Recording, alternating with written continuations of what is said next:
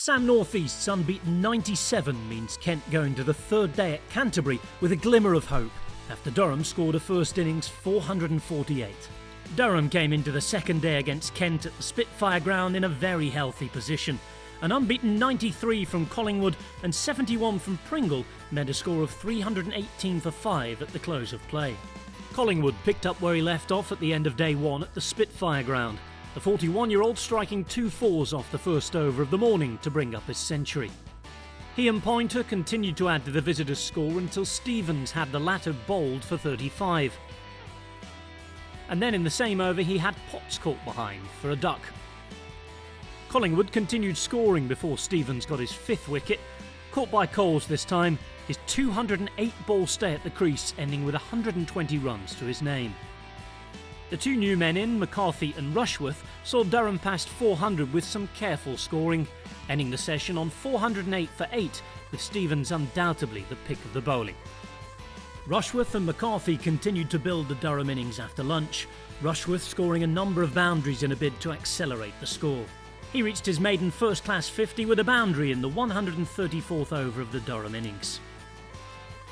McCarthy was on 24 when he became Yasir Shah's first wicket in county cricket, bringing Maine to the crease, but he couldn't get off the mark before Coles dismissed Rushworth for 57 and brought the innings to a close. Only 6 runs were on board when Durham made their first breakthrough. Dixon was trapped in front by McCarthy without scoring. In the 4th over, things got even better for Durham. Denley struck a boundary and was then caught behind 2 balls later off McCarthy. Bell Drummond, who looked well set after progressing to 22, was the next man to fall victim to McCarthy. Jennings taking the catch to put Kent 3 down. New pair of Weatherly and North East hit boundaries of their own in a bid to repair the Kent innings, but Weatherly didn't last long, Rushworth bowling him middle stump to keep up the pressure. Kidman steered Rushworth to the slips for 4 to continue the Kent collapse. Roos hit 2 boundaries as the new man at the crease, but he was then also dismissed by Rushworth, leaving Kent 72 for 6 at tea. After tea, North East cut loose, striking 5 boundaries in the first 5 overs to give his side a much-needed scoreboard boost. With the run chase on 115, Stevens' support of North East came to an end after he cut Maine to backward point. Coles only lasted 4 balls as the new man in, before edging McCarthy to the slips. But at the other end, North East continued scoring, and eventually brought up his 50 with a 4.